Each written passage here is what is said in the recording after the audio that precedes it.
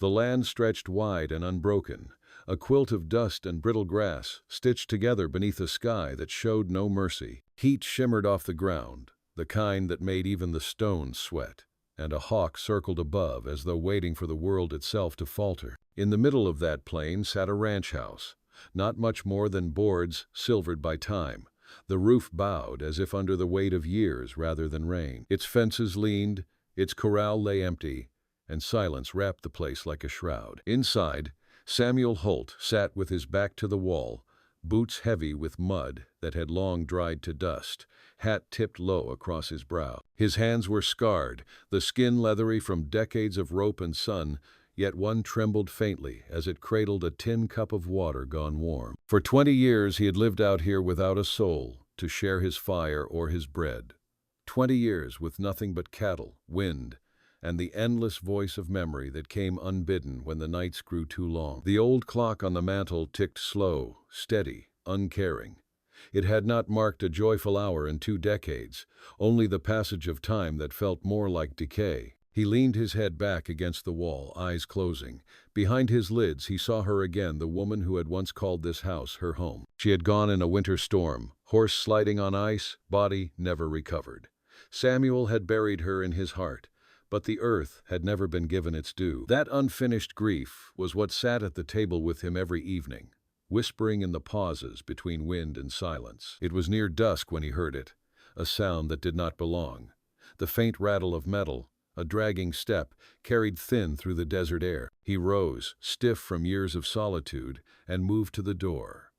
The horizon flamed with sunfire, burning out the sky, and against that light was a figure stumbling slow across the plain. She was thin as a shadow, her dress torn and dust-caked, her hair matted with sweat and grit. Chains dragged from her wrists, clinking against the stones, cutting into her flesh with every step. Samuel stood still as the figure swayed and dropped to her knees. She lifted her head once, eyes hollow but burning with the last scraps of will, then collapsed. The chains clattered around her like dead snakes. For a moment he did not move. Solitude had made him wary of the world, made him cautious of things that came unbidden. But something in the sight of her, the desperation, the broken body clinging to life, pulled him forward.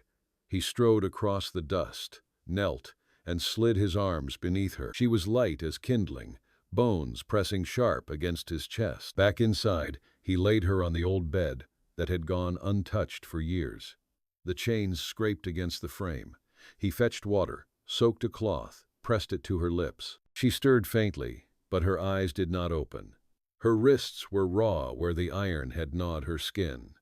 He searched for a key, found none, then set the shackles aside for later. For now she needed breath, water, rest. As night fell, Samuel sat at her side. The fire crackled, throwing light across her face.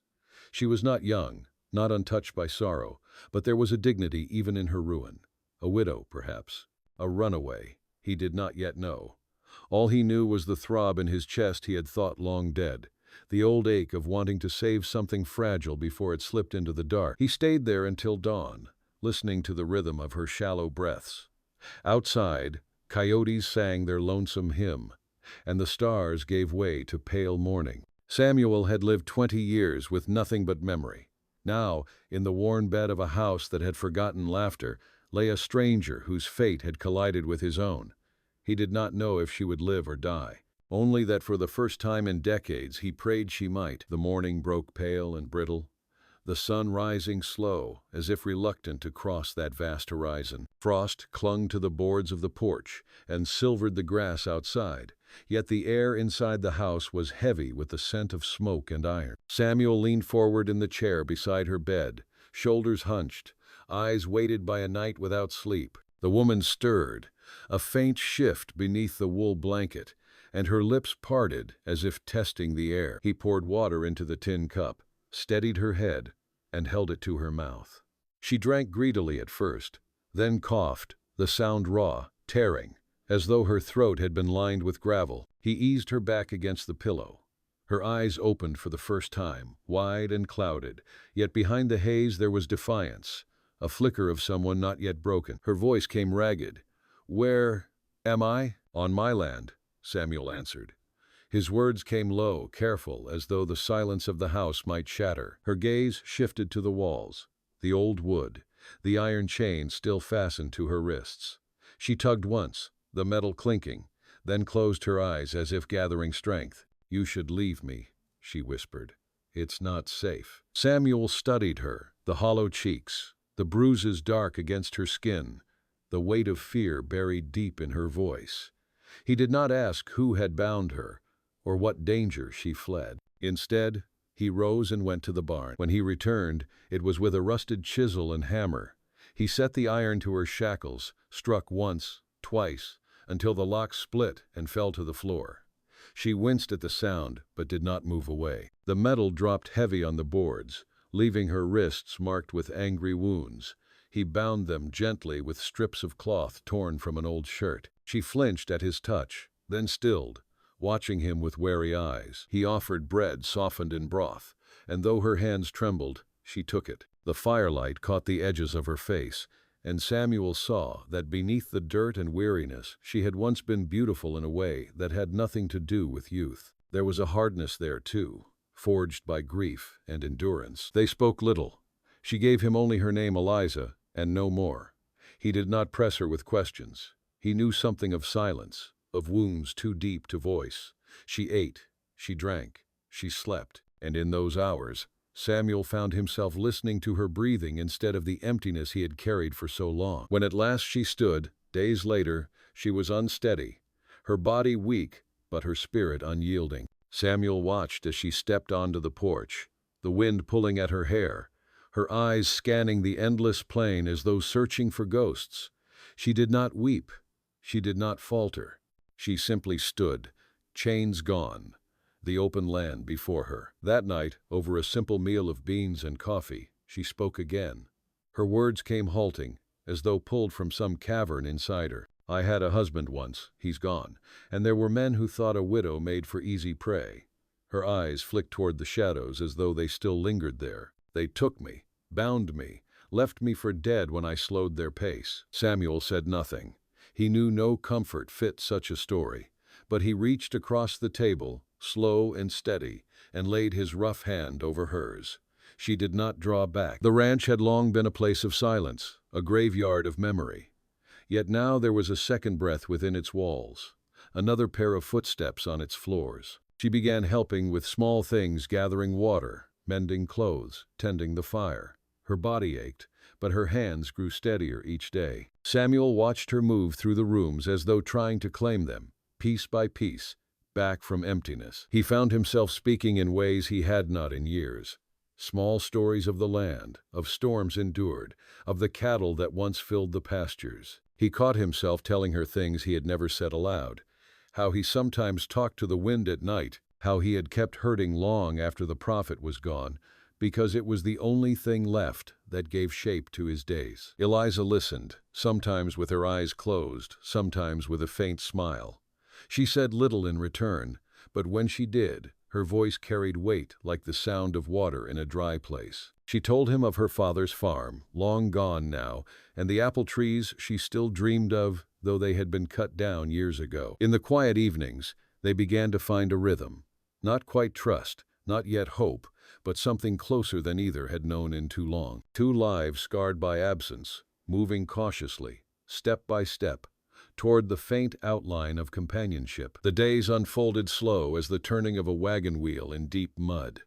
The air grew sharper with autumn, and mornings carried a brittle edge that made breath visible. Samuel woke each dawn to the sound of Eliza moving in the kitchen, her steps careful but steady, the clatter of tin and wood a music the house had forgotten. He lingered in bed sometimes just to hear it, that proof of another soul filling the hollow spaces. They worked together, though at first she had little strength. He showed her how to mend fence posts, how to stack wood, how to gather eggs from hens half wild from years of neglect. She followed in silence, observing, her hands trembling with the effort, her lips pressed tight as though she would not allow herself to complain. The land was merciless, yet she met it with the same defiance he had seen in her eyes when she first opened them. One afternoon, when the wind howled low across the prairie and clouds hunched heavy on the horizon, Samuel found her in the barn. She stood by the old saddle, running her fingers over the cracked leather. Her gaze was far away, as if seeing some other time, some other life. He leaned against the doorway and waited. At last she spoke. "My father had a mare," she said softly. "White as winter. She used to come when I whistled. I thought no harm could ever touch her." She paused, her hand resting on the horn of the saddle. "But nothing here stays untouched." Samuel stepped closer. "The land takes," he said. "But it gives too." She turned to him, eyes searching. "And what has it given you?" He thought of long years alone, of graves that had no marker, of silence that had gnawed at his bones. He might have said it had given him nothing but endurance. Yet when he looked at her, standing in the dim light of the barn, the faint fire in her despite all she had suffered, he found another answer. "It gave me you," he said. The words surprised him as much as her. Her breath caught, and she looked away, but not before he saw the glimmer in her eyes. She busied herself with the saddle straps, though her hands fumbled. The barn filled with a silence heavy with unspoken things. That evening they ate together as the rain lashed against the windows. She leaned close to the fire, her face flushed with warmth, her hair damp. Samuel found himself telling her about his mother's Bible, long lost, and how he used to read aloud to his wife when she was still alive. He spoke of dreams he had once carried to raise sons who would ride the range beside him, to build a herd strong enough to outlast the hard winters. Dreams that had withered in the years of solitude. Eliza listened, her chin resting on her hand. "And now?" she asked. "Now I do not dream," he answered. But even as he said it, he wondered if that was still true. The days hardened them both. The work left her hands raw, her back aching, yet she pressed on. She fell once while carrying water, and when Samuel rushed to her, she shoved his help away, standing on her own, though tears of pain filled her eyes. That night, when he asked why she would not let him aid her, she answered simply, "If I am to live, I must learn to stand again." Winter crept close. Nights grew long, mornings cruel.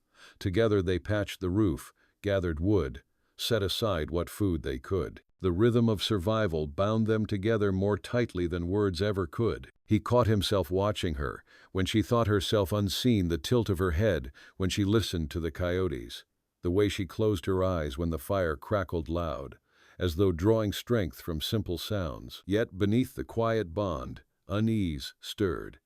Samuel saw it in the way she sometimes stared toward the horizon, as if expecting figures to appear. He saw it in the way her hand would twitch toward her wrists, ghosting over wounds not yet healed. One night, as the wind shrieked around the house, and the lamp flickered low, she spoke the truth he had long suspected.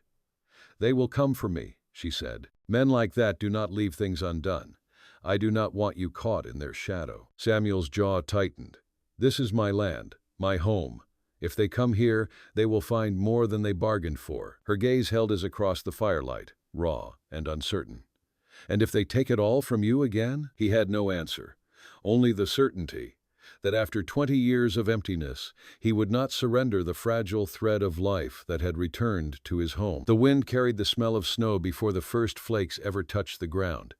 Samuel knew it the way a man knows the creak of his own bones' storm coming, hard and merciless. He stacked wood high by the door, sharpened tools dulled by years of neglect, and moved through the house with a restlessness Eliza could not ignore. She worked beside him without complaint, though her eyes followed the horizon with a quiet dread. One afternoon, as they hauled buckets from the well, she stopped mid-step and set hers down.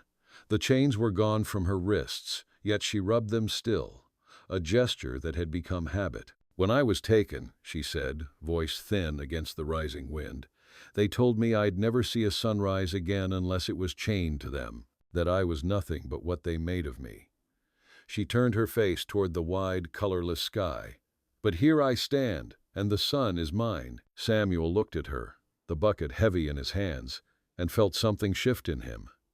Not pity, never that, but a kind of reverence. She was scarred, hollowed, yet there was steel beneath her skin that no man had managed to break. He set down his bucket, stepped close, and touched the back of her hand. She did not draw away. The storm arrived that night. Snow lashed the windows, drifts piling quick against the door. They sat together by the fire, its crackle the only sound to blunt the roar outside. Samuel told her stories then, half-truths, half memories of calving seasons, of floods that nearly swallowed the low fields, of nights when coyotes sang so loud a man could not sleep. She listened, head tilted, eyes reflecting the flame. When she laughed once, small, startled, almost forgotten, he felt it strike deep as a blade and linger warm. But the shadow of her words weighed heavy. They would come, she believed. Men who had bound her, men who had left her for dead. Samuel lay awake nights with his rifle across his knees, staring into the dark while the wind pressed hard against the house. He told himself it was only caution, yet in truth it was fear. Fear not of death, but of losing what he had only just begun to hold. The first sign came with the thaw. Tracks in the mud, not cattle nor deer. Boot prints, heavy, fresh. Samuel found them near the north fence line. He crouched there for a long while, tracing the imprints with one calloused finger, before covering them with loose earth. When he returned to the house, Eliza saw the truth in his face, though he said nothing. She grew quieter after that. Her eyes followed him whenever he stepped outside, and at night she kept close to the fire, as though the warmth itself might guard her. One evening, when the moon lit the plain silver and the coyotes wailed, she broke the silence. "You owe me nothing," she whispered. "You've given me more than I thought was left in this world. If it costs you your life, it is too high a debt to pay." Samuel set aside the knife he had been sharpening. He leaned forward, elbows on his knees, and met her gaze. 20 years I lived in silence," he said. 20 years the world took and gave nothing back. If I let you go, it'd be as if those years were all I'll ever be. But you're here now, and I'll not see you taken." She pressed a hand to her mouth, stifling something, grief, fear, maybe gratitude too sharp to name.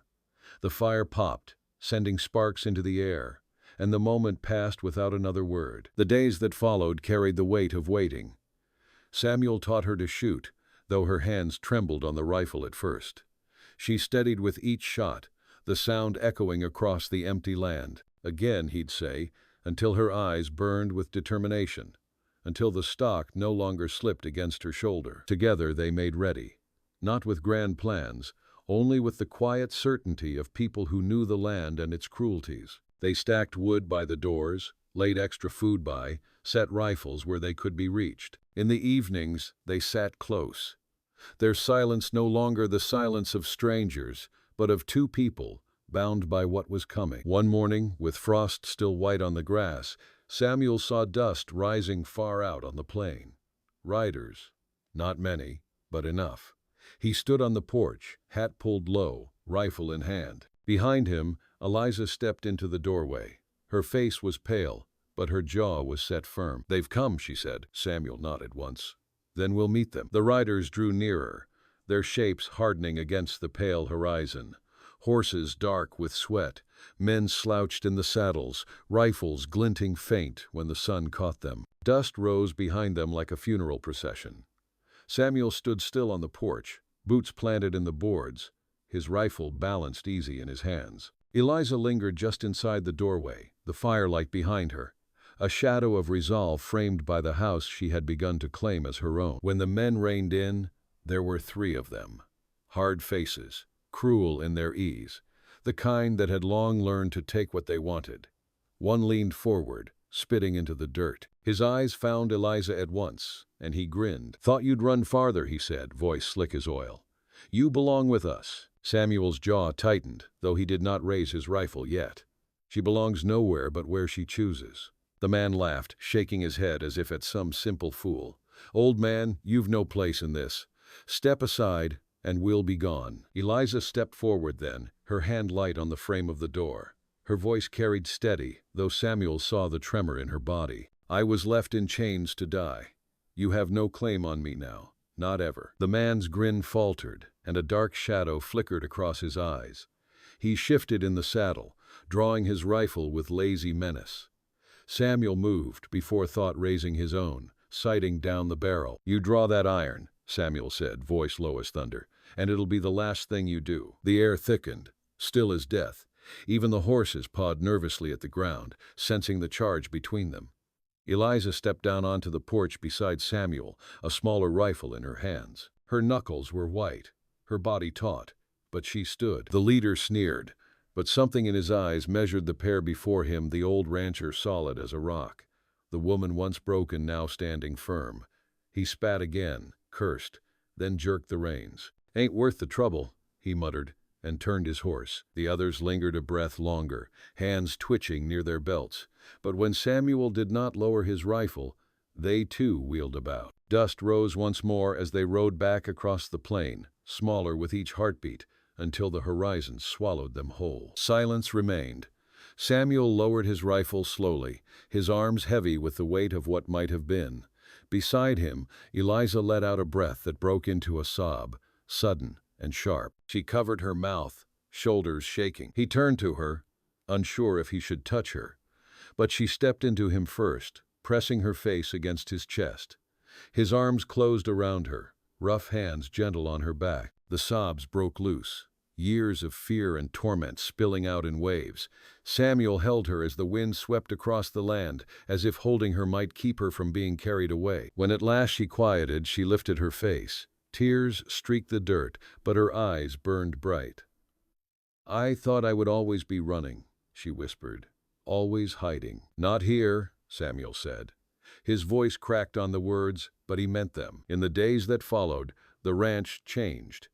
Not in its boards or its fields, but in the air within its walls. Eliza moved with surer steps, her laughter coming easier, though soft, as though relearning the shape of it. Samuel found himself humming old tunes while he worked, something he had not done since youth. Together they repaired what had long been broken fences, the barn, even the rooms of the house that had stood locked for 20 years. Spring came at last, thawing the hard earth. They planted a small garden near the porch, Eliza kneeling in the soil, Samuel beside her. Their hands brushed as they set the seeds, and neither pulled away. He saw her glance at him once, her smile faint but real, and in it he saw the possibility of a life not yet ended, but beginning anew. On an evening heavy with the scent of blossoms, Samuel sat with her on the porch. The horizon burned gold, and the sky stretched endless above them. He reached into his pocket, pulled out a simple silver band, his wife's once, long kept, long worn. He held it out, voice rough. "It's not new, it's not much, but if you'd wear it, it'd mean we both chose to stop walking alone." Eliza stared at the ring, her breath catching. Slowly she held out her hand, fingers trembling not with fear but with something tenderer, fragile as the first green shoot in spring. He slid the band onto her finger. She leaned against him, her head resting on his shoulder, and together they watched the last light fade. Inside, the old clock on the mantel ticked steady, but for the first time in 20 years, its rhythm marked not decay but the beginning of something whole.